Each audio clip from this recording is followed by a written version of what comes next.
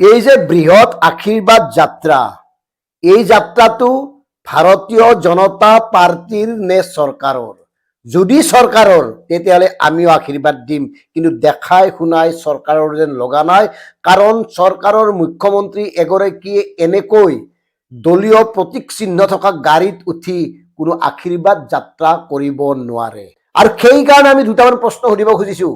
যিহেতুকে এয়াৰ বিজেপিৰ দলীয় আশীৰ্বাদ যাত্ৰাত তেতিয়াহ'লে কিয় মুখ্যমন্ত্ৰীৰ লগতে ৰাজ্যৰ প্ৰশাসন ব্যস্ত হৈ থাকিবলগীয়া হ'ল?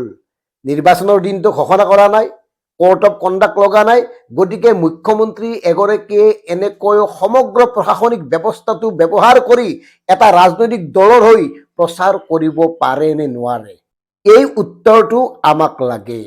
আৰু এই আশীৰ্বাদ যাত্ৰাত খৰচ কোনে কৰিছে? চৰকাৰৰ খৰচ নে দলৰ খৰচ? কাৰণ আমি লক্ষ্য কৰিছোঁ মুখ্যমন্ত্ৰী ডাঙৰীয়াই এই আশীৰ্বাদ যাত্ৰাৰ মাজে মাজে চৰকাৰী কামবোৰ কৰি গৈছে। গতিকে এই খৰচটো কাৰ সেই কথাটো স্পষ্ট কৰক। এইকাৰণে কৈছোঁ, চৰকাৰৰ আশীৰ্বাদ যাত্ৰা হ'লে আমাৰো আশীৰ্বাদ দিবলগীয়া থাকিলহেঁতেন, কিন্তু আদৰ্শগত কাৰণত বিজেপিৰ আশীৰ্বাদ যাত্ৰাত হয়তো একাংশ লোকে অংশগ্ৰহণ নকৰিবও পাৰে। কাৰণ সাধাৰণ মানুহখিনিক এনেকে মূৰ্খ সজাই যি মন যায় তাকে কৰি থাকিলে নহ'ব। আমাক কিছু প্ৰশ্নৰ উত্তৰ লাগিব। কাৰণ এই কাৰণে লাগিব, এই প্ৰশ্নৰ উত্তৰ খোজাৰ অধিকাৰ আমাৰ আছে, এই কথাবোৰ জনাৰ অধিকাৰ আমাৰ আছে। গতিকে অসমৰ সাংবাদিক বন্ধুসকলে যে দৌৰি দৌৰি পিছে পিছে ঘূৰি ফুৰে, মুখ্যমন্ত্ৰীৰ পিছে পিছে ঘূৰি ফুৰিছে, আপোনালোকে তেওঁলোকক সোধক যে মুখ্যমন্ত্ৰী মহোদয়, আপুনিতো কৈছিল মূল্য বৃদ্ধি ৰোধ হ'ব, কি হ'ল?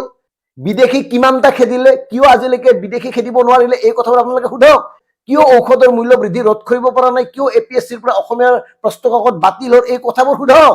কাৰণ আপোনালোকে 2016ত কোৱা কথাবোৰ, 2021ত কোৱা কথাবোৰ কিয় আজিলৈকে ফুলফিল কৰিব নোৱাৰিলে? এই কথাবোৰ সোধক। এনেই মুখ্যমন্ত্ৰীৰ পিছে পিছে ছাৰ আপুনি ঘড়ীটো দিলে, সাংঘাতিক ভাল কাম কৰিলে, আপোনাৰ ভাগৰ নালাগেনে? আপুনি এই শক্তি ক'ত পায়? এই কথাবোৰ জনাৰ আমাৰ প্ৰয়োজন নাই। আমিও কৈছোঁ মুখ্যমন্ত্ৰী ডাঙৰীয়াৰ বিচক্ষণতা বা তেওঁৰ কৰ্মশক্তিক আমি 1000 বাৰ চেলুট দিওঁ। তেনেকুৱা মুখ্যমন্ত্ৰী অসমত নাছিল। কিন্তু আমি মুখ্যমন্ত্ৰীক প্ৰশংসা কৰি থাকিলেই নহ'ব, মুখ্যমন্ত্ৰীয়ে কৰা কামবোৰৰ ফলাফলহে আমাক লাগে, অসমৰ সাধাৰণ জনতাক লাগে। সেইকাৰণে সুধিছোঁ, 21 চনত কোৱা কথাবোৰ কি হ'ল? এই কথাবোৰ সোধকচোন কোনোবাই। কেতিয়া হৈছে কি? কেইদিনমান আগতে নলবাৰীত মন্ত্ৰী জয়ন্ত মল্ল বৰুৱাৰ মিটিঙত এগৰাকী পৰিবহণ বিষয়াই মুকলিকৈ কৈছে 1.5 লাখ ভোটত হেনো তেওঁক এইবাৰ জিকাব। এনেকে যদি চৰকাৰী কৰ্মচাৰীসকলে, চৰকাৰী বিষয়াসকলে প্ৰত্যক্ষভাৱে কোনো এটা ৰাজনৈতিক দলক সমৰ্থন কৰে, তেতিয়াহ'লে এই কৰ্মচাৰীসকলে কোনো আইন উলংঘা কৰা নহয়নে?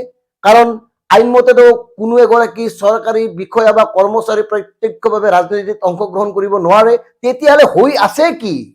নিজেই মন কৰক। এই যে মুখ্যমন্ত্ৰী ডাঙৰীয়াই আশীৰ্বাদ যাত্ৰা সামৰি লৈছে, তাত জিলা উপায়ুক্তৰ পৰা জিলা অধীক্ষকলৈকে প্ৰতিটো বিভাগৰ কৰ্মচাৰীয়ে ব্যস্ত হৈ থাকিবলগীয়া হৈছে। বাকী সাধাৰণ জনতাৰ দুখ দুৰ্ভোগৰ কথা নকলোৱে। গতিকে এনেকৈ চৰকাৰী প্ৰশাসন যন্ত্ৰক ব্যৱহাৰ কৰি এটা ৰাজনৈতিক দলৰ প্ৰচাৰ কৰিব পাৰেনে? ইয়াৰ উত্তৰ লাগিব। আনহাতে অতি দুখ লগাকৈ এই আশীৰ্বাদ যাত্ৰাৰ সময়ত ৰাজনীতিৰ ৰটো নুবুজা কণ কণ শিশুকো ব্যৱহাৰ কৰা হৈছে কিয়?